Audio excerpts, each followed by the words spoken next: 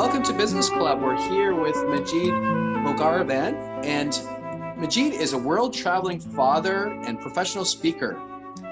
Majid is founder of Expert Speaker Institute, who'll help you go from the best-kept secret to the go-to person in your field. Your story is your single greatest marketing asset.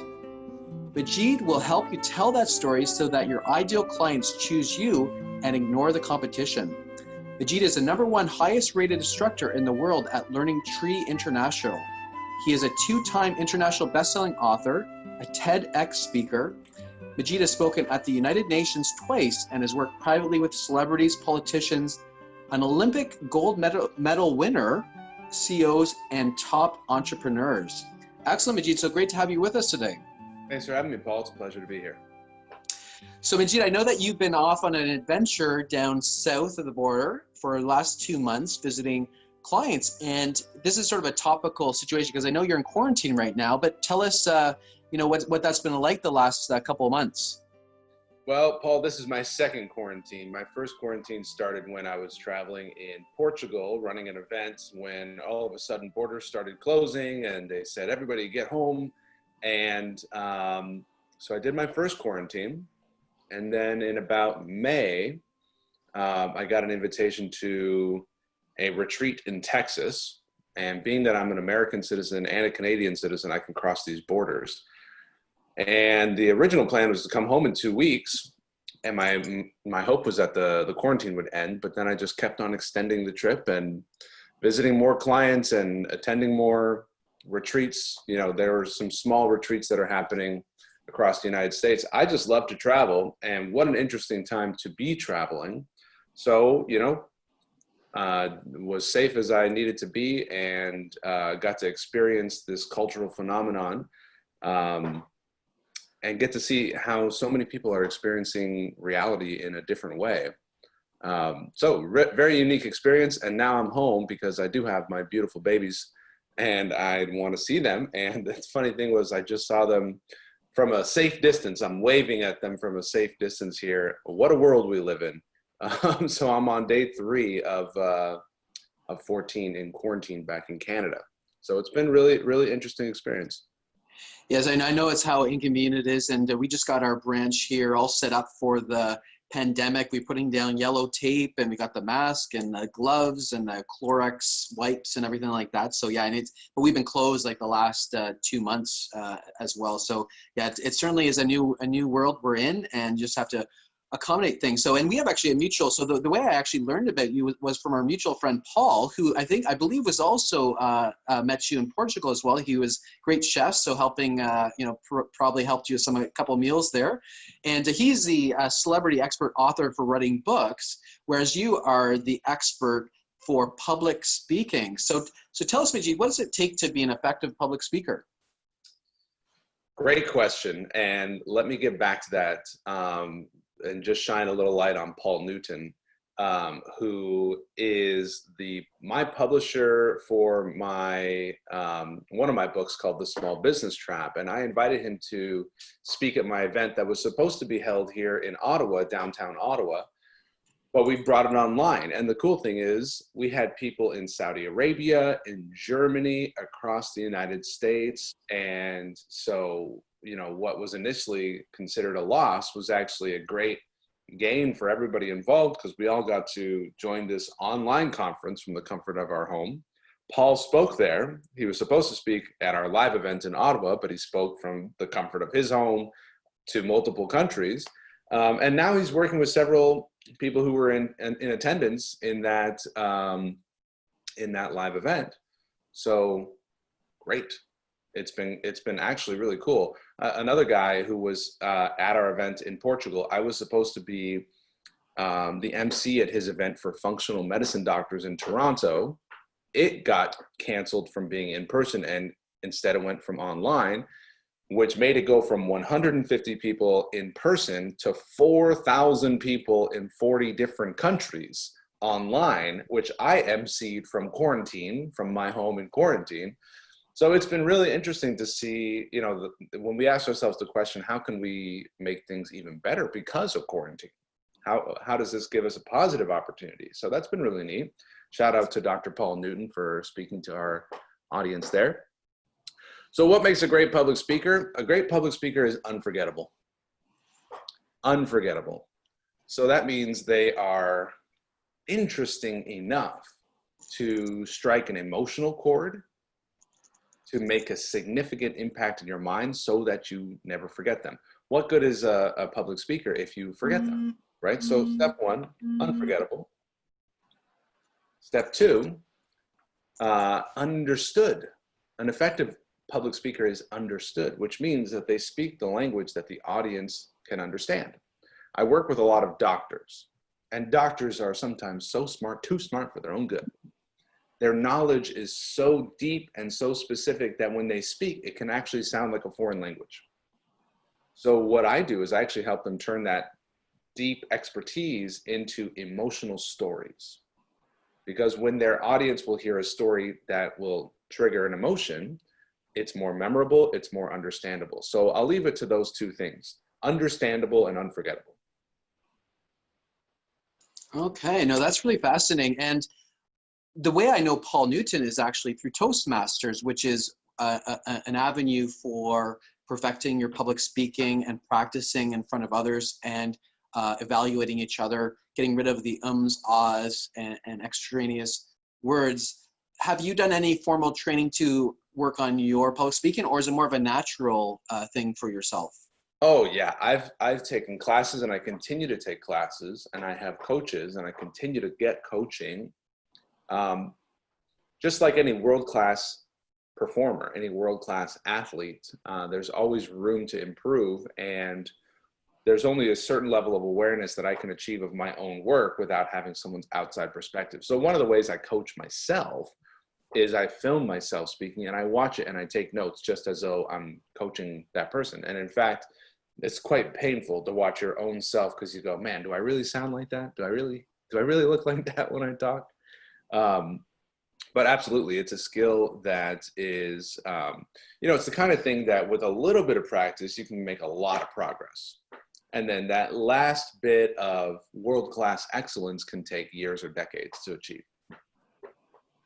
Okay, excellent. Now, Majid, I was on listened to a Facebook Live that you did recently, and I absolutely loved it. And I was wondering if you could talk about that sales strategy that you referred to. We also were talking about it earlier today, and because I think that is absolutely brilliant. And I wonder if you could explain that sales process for our listeners. Yeah, sure. The Facebook Live you're referring to is a single question that I think is so powerful. A friend of mine was applying for a job. He was going in for a job interview. And I said, ask the person who's interviewing them this question, and I promise you'll get the job. It's a long question. And what the question does is it has the listener imagine hiring you and imagine good things happening as a result of hiring you, and then articulating those good things to you. And the reason why it's so effective is it gets their mind imagining hiring you and good things happening, which is what you want in the mind of someone who's going to hire you, whether that's an employer hiring you for a job or whether that's a client hiring you to become your client. So the question is this, and it's called the Dan Sullivan question. It's created by Dan Sullivan. And the question is, let's say you were to hire me and it's the best decision you ever made. And wonderful things happen as a result of you hiring me. And a year from now, you and I both look back at the decision to work together and we both agree it was the best decision we ever made. What would have to happen between now and a year from now for you to feel that hiring me was the best decision you ever made? So it's a long question. I'll say it again. Let's say you were to hire me and great things happen as a result of you hiring me. And a year goes by, and in that year, the best things happen. And a year from now, we both say to each other, man, working together was the best decision we ever made. What would have to happen between now and a year from now for you to feel that hiring me was the best decision you ever made? So as they're thinking about that question, their response will be something like, well, if I hired you, the project would be completed on time and on budget. and we would get 3 new big clients as a result of our work, and things would move faster and easier, and the big problem that we hired you for was solved once and for all. And a year from now, we would be toasting champagne because we're having the most profitable year ever, and working together has been easy and fun. So then you say it back to them. Whatever their response was, you say it back to them so that you demonstrate that you are understanding and listening. And so now they feel understood, they feel seen and heard. And then you say, perfect, let's do that. When do you want me to start? So now they've already imagined hiring you in their mind. They've already imagined the results. They know that you know what those results are because you just said it back to them, and they're ready to go. So I'll do this when I'm trying to book myself a public speaking engagement. I'll say, hey, let's say you have me as your speaker and I give the best speech you've ever seen. And everybody comes up to you afterwards and says, man, that was the best speaker we've ever had. Thanks for bringing that speaker. And then all sorts of wonderful things happen as a result of that speech. And a year from now, we talk to each other and we say, man, me speaking at your event was the best decision we both ever made. What would have to happen between now and a year from now for you to feel that me being your speaker was the best decision you ever made? And so it just gets them imagining hiring me, good things happening, and it gets them to articulate what are those good things that they want to happen. Yeah, and I think that's absolutely brilliant, because a lot of mistakes that people make is they try to focus on negotiating price and get into the weeds and everything like that. And whereas this is more high level, creating a vision, it's positive vision too. It's very positive imagery, and imagine getting successful. I think that's such a fantastic way of going about that.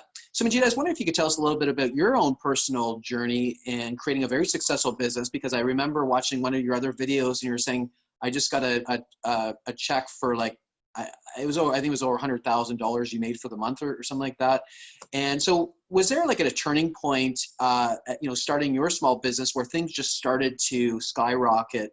And what was that? What do you think is the most important thing that for you in becoming a successful entrepreneur? There was definitely a turning point. My first few years, I would struggle to crack $20,000 or $30,000 for the year. And this was in my business where I was a professional speaker. And a professional speaker, the business is you sell speeches. So who buys speeches? Not a whole lot of people. There are these people called event planners that say, yeah, we're throwing an event and we need some speakers. Who should we get? And usually they'll say something like, let's get someone famous. Because then everyone will be like, ooh, that person's coming. We should go see them and maybe we can get their picture. Well, I was not famous.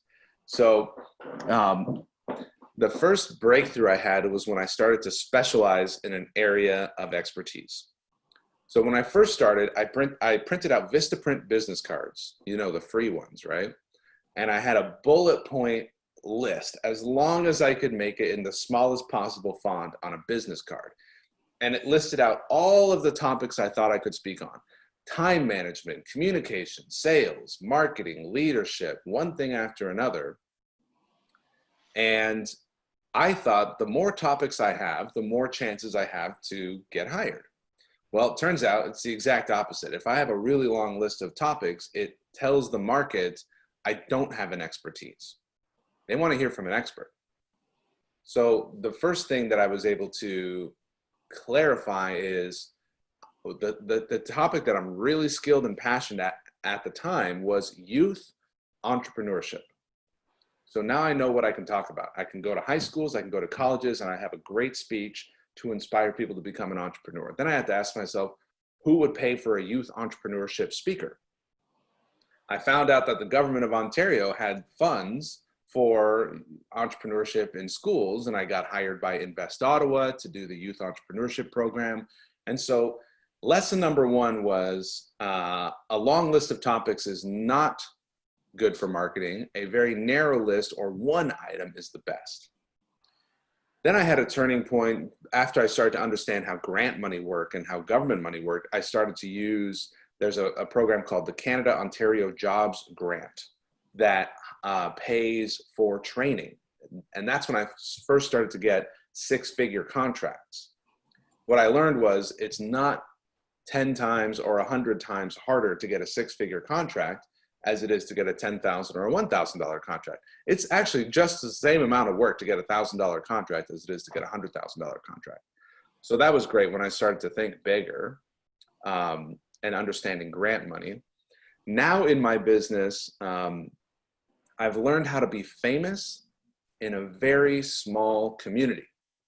So I've decided to serve functional medicine doctors as the public speaking coach for functional medicine doctors. It's a very specific community of doctors who use natural remedies and lifestyle recommendations, and it's a very specific kind of a doctor, right?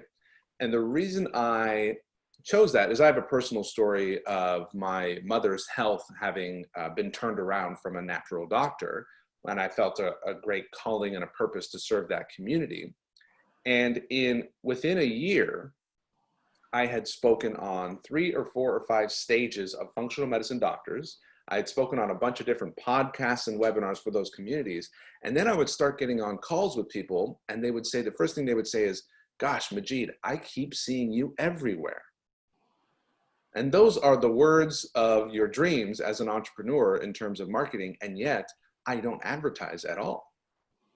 The way that I was able to achieve this omnipresence and fame within this community is I chose a very narrow community. So for example, if you're in Ottawa and you want to serve the Muslim community, for example, you speak at the mosque, you speak at the other mosque, you sponsor the annual Nowruz party or the Muslim New Year, and then all of a sudden you're famous because you chose a narrow niche. So that was one of the things that really helped me take off, is just being really clear on who my audience is and really focusing on that one audience. Okay, that's fantastic. I love the you're talking about how to focus, create your ideal client and understand who that is, and that focus your energy, and then how that's really amplified your business. I was wondering if you could also, I see you're very strong on social media, and I was wondering if you could just touch upon how you use social media for marketing your business. Thanks. Well, for me, I chose one platform, which is Facebook. I don't really do any of the other platforms. So that was helpful. Instead of trying to master all of them, I just chose one. Why I chose Facebook? Simply because I was comfortable with it, I'm familiar with it. And what I do is I pretend that my phone is my ideal client, and I pretend that the lens on my phone is the eyeball of my ideal client. And in my mind, I have one ideal client. Her name is Maggie. I know everything there is to know about Maggie in my head. And I pretend I'm just talking to Maggie. And then I pretend Maggie has asked me a question, just like you've asked me a question. And instead of thinking, okay, I'm gonna go prepare something, I'm gonna go practice something, I just press record and I start talking to Maggie. And I'm mostly videos. I don't consider myself a great writer, so I don't write a lot on social media, but I'll make a video. And I'll make a video when I'm in an interesting place, the kind of place where I would say, oh, Maggie would think this is pretty cool, I'm gonna show her. And then I just think about, what is Maggie's challenge right now? If Maggie could have my advice, what questions would she ask me right now? And I think of one question that she would ask me. And then I'll usually title the post as that question. I'll press record and I'll just say, hey guys, it's Majid. And I always do this thing. I go, it's Majid like magic. I do that at the beginning of my videos because I know the context by which someone is experiencing a social media video. It's usually scroll, scroll, scroll, scroll, scroll. Wait a second. How do I get them to stop scrolling? And it's usually from some sort of interesting visual, right? Like I'm standing in front of something interesting, right? I also know that when they get my video, it's on silent. So then I ask myself, how do I get them to stop scrolling? How do I get them to turn on the sound? The reason they turn on the sound usually is because the title is interesting enough. And to make an interesting title, I might say, instead of saying the secret to success is integrity as the title, I might say like the secret to success is ... So it's more of a title to hook their attention and get them to say, I want to know what the answer is, they turn on the sound. So they got to stop scrolling, they got to turn on the sound. And then I also know that the first 5 seconds is where I get to keep them or I lose them. Keeping them means getting them to watch the rest of the video. Losing them means they're on to scroll to something more interesting. So I know that in those first 5 seconds, I'm going to say, hey guys, it's Majid, like magic. In this video, I'm going to share with you the secret to success. But first, let me tell you about where I am, this really cool place. And so I've hooked their attention. They've stopped scrolling. They've turned on the sound. They're going to learn a little bit something interesting about the place that I'm in. And I love to share. And it's obvious my passion is very high when I'm traveling or when I'm in an interesting place, because I'm so excited. I'm bursting at the seams to share. Look at how cool this place is. Like I went to see the Alamo in Texas, in San Antonio, Texas. I was so excited to make a video. And I thought, what is this? Oh, they were like fighting for freedom and they were fighting for their rights. So what can I talk about that's related to freedom? And then towards the end, I'll make a call to action about my business. So guys, if you want to speak about freedom or if you want to share your message with the world, send me a message or comment below and let's talk about you and public speaking, because that's my business. So at the end of the video, I'll put my call to action. Now, what's cool about putting the call to action at the end of the video is it's only the most qualified people, because you think about it, over half the people are gone in the first 10 seconds. So I'm actually getting the most engaged people to get my call to action at the end. And my call to action is usually to send me a message to let's have a conversation. So that's how I do social media. It's me sharing my life and sharing my journey, and people who, what ends up happening is that people who are attracted to my values and my lifestyle and my philosophy become more magnetized. And I presume also people who are unattracted by or repelled by my values, they, go running the other way. So the result is I get to engage with people who really resonate with me, and that's good for my business. Oh, I love it. No, that's fantastic. And your strategy is, right on the money too. Like, first of all, stopping the scroll, having like a captive caption to that, and then have a call to action. It's like almost like really simple. Just, hey, send me a message, keep it simple, stupid, as they say, right? Yeah. And I was wondering if you could tell us a little bit more about the Expert Speakers Institute, which you mentioned you had Paul Newton. What are the next steps for your institute moving forward? So we're really helping people who want to make a difference in the world, people who want to help other people. Our mission is to help the most people by sharing your story. And what I found after 12 years of being a professional speaker is that people really resonate with you and they trust you when you tell them your story. And what I experienced as a speaker is that people would come to me and want to hire me for all sorts of things. They'd want to hire me for consulting, for coaching, for training, for partnership, just because they saw me speak. And I saw how powerful it is as a marketing platform. So I spoke at a conference for functional medicine doctors a couple of years back, and I found that they were not telling their story.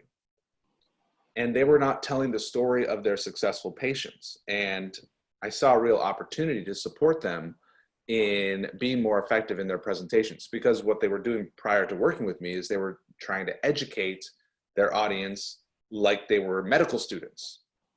But their patients are not medical students. Their patients are people with gut issues and weight issues and brain fog issues. And so what we did is we actually just helped them figure out how to tell their story more effectively and how to tell the stories of their patients more effectively, so that by the end of their presentations, the right people in the audience who need the help will raise their hand and say, hey, sign me up. I want to work with you.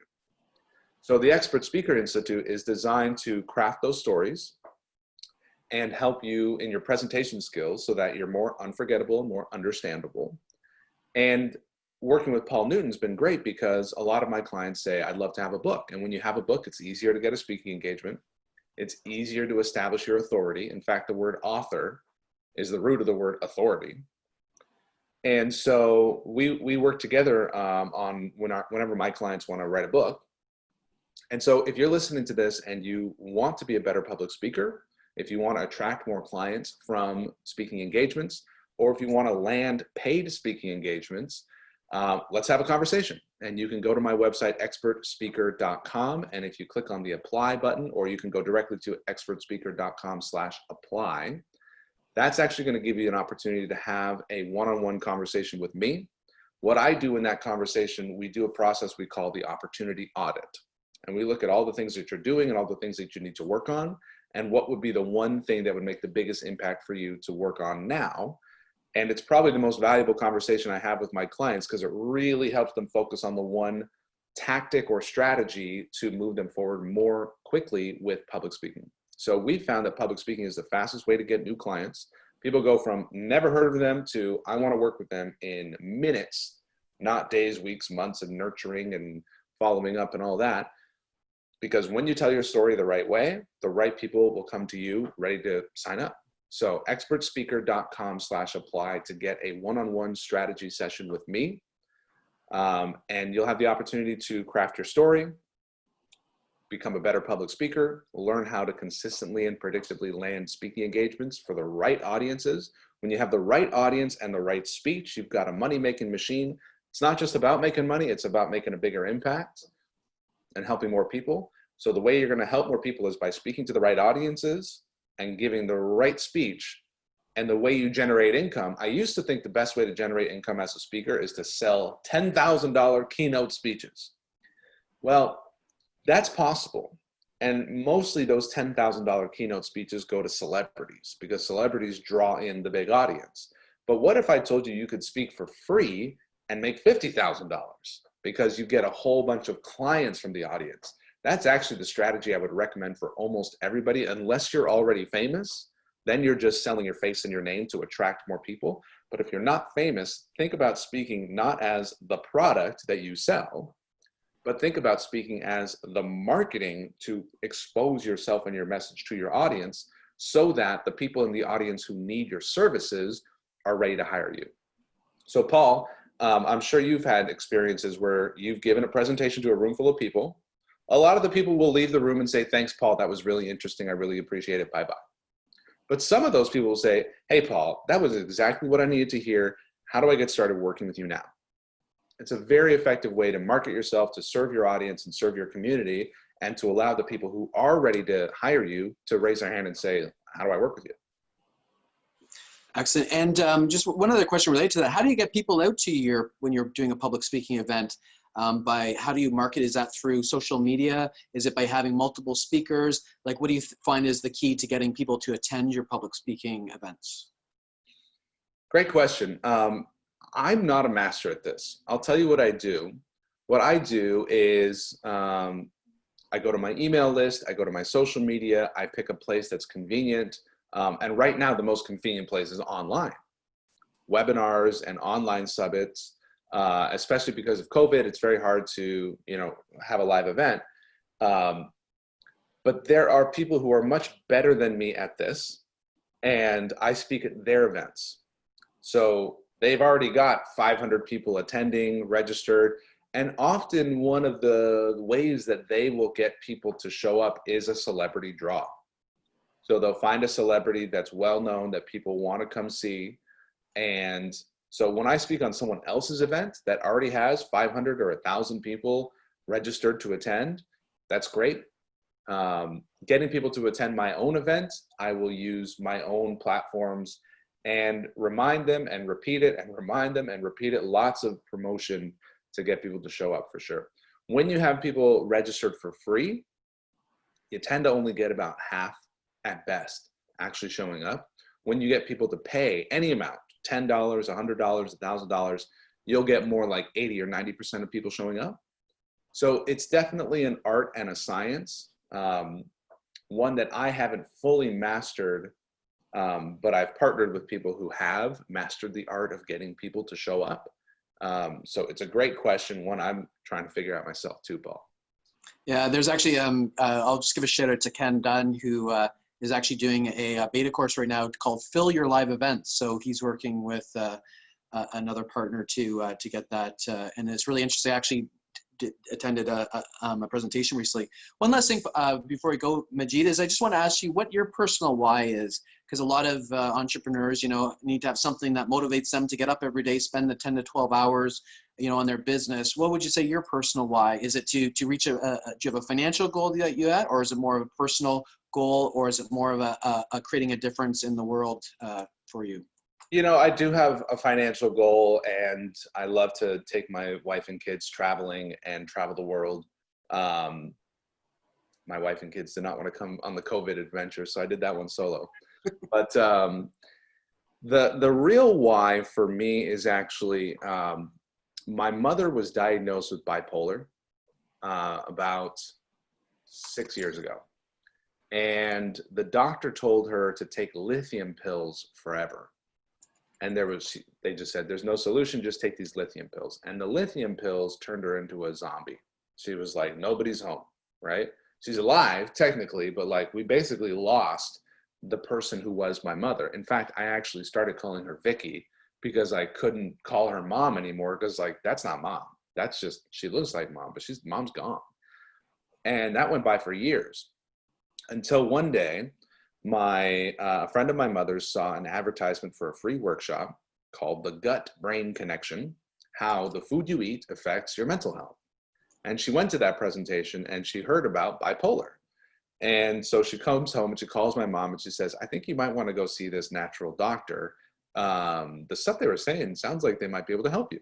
So my mom was skeptical, but she went anyway. And the doctor asked my mother for the first time. Nobody ever asked this question out of all of the appointments that she went to, all of the doctors, all of the hospitals. Nobody asked her this question, which is, what are you eating? And so my mother was famous for cheese and crackers.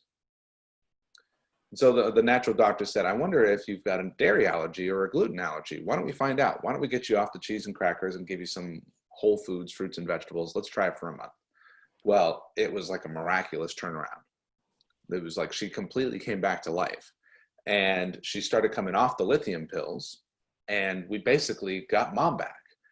And so we all were very, very happy. And then I was personally quite upset, like, wait a second, how did we not hear about this? Like, I never heard of a naturopathic doctor before. I never heard of a functional medicine doctor before. So I thought, if that one workshop was so life-changing for my mother, I should help people deliver more workshops and deliver more effective presentations, because as I say to the doctors in my audience, I say, there's a Vicky in your audience. And now we call her mom again, because we know that one presentation can make the difference. So that's my personal why, is to get the healing message out to more people. Personally, I don't really believe in the pharmaceutical approach of take pills forever, even if it doesn't really fix the problem. And then you got to take the other pills to deal with the side effects from the first pills and all that business. So I'm on a mission personally to help more healers, help people become healthy. And so that's my personal why. And it certainly inspires me to do my work.